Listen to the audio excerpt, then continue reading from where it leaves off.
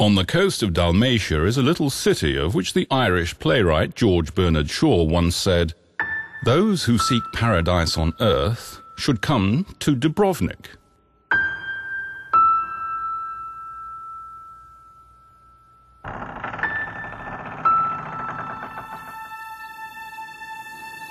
Dubrovnik is a miniature world of its own, and much more than that. A microcosm of cultures, designated by UNESCO in 1997 as part of the World Cultural Heritage. The Dubrovnik city walls are well over 2,000 yards long and almost 20 feet wide in places. It's the best preserved fortification system in Europe and includes a perfectly preserved complex of private and public, secular and religious buildings from all periods of the city's history, starting with its origins in the 7th century. It was founded by Illyrian refugees fleeing from the Slav conquerors. They climbed the rocks to safety and built the settlement of Ragusium.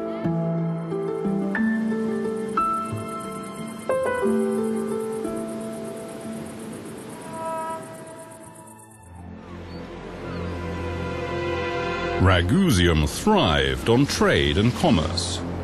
Over the centuries, it merged with the Slav settlement of Dubrovnik.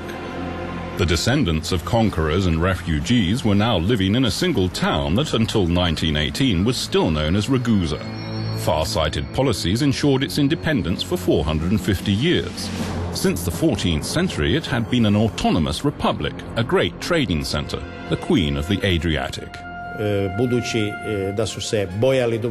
people of Dubrovnik lived in fear of their enemies. The region was constantly threatened by pirates and foreign armies that could overrun the city. So the walls were there for protection, like the other fortifications and the placing of the cannons. A safe stronghold to preserve their golden freedom.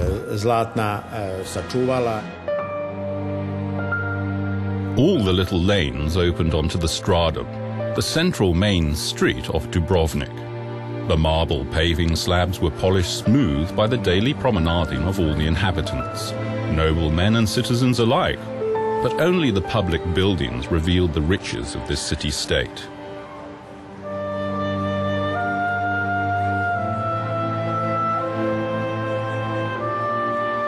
The cathedral, the Church of the Assumption from the 17th century. The remains of the city's patron saint Vlaho are preserved here, encased in gold. For over 1,000 years, Saint Blaise, as we know him, has held out a protective hand over the city.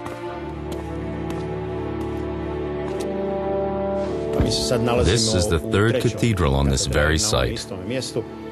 The first one was erected in the 8th or 9th century, the Byzantine Cathedral as it's called. Until recently, we knew nothing about it. We still don't know whether there was an earthquake, or the people of Dubrovnik simply wanted a grander building made of stone. But in the 12th century, they built a Romanesque cathedral. It was very beautiful. It was known as the Jewel of Illyria.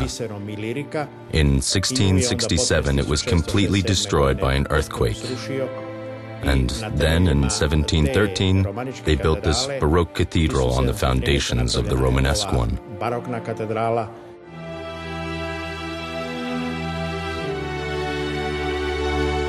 Past and present are equally alive in these walls. Dubrovnik preserved its visionary outlook.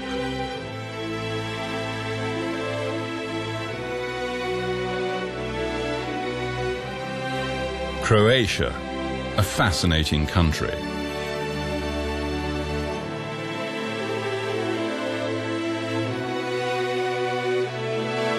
Bleak, rocky landscapes alternate with gentle Mediterranean beauty. Croatia has its own history, its own fortune and destiny.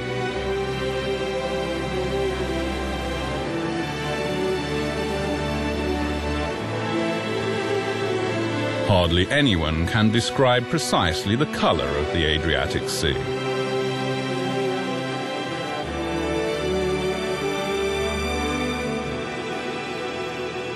One's first trip to the Adriatic coast of Croatia is a journey into the unknown. After that, it's like meeting a familiar beauty, but different every time.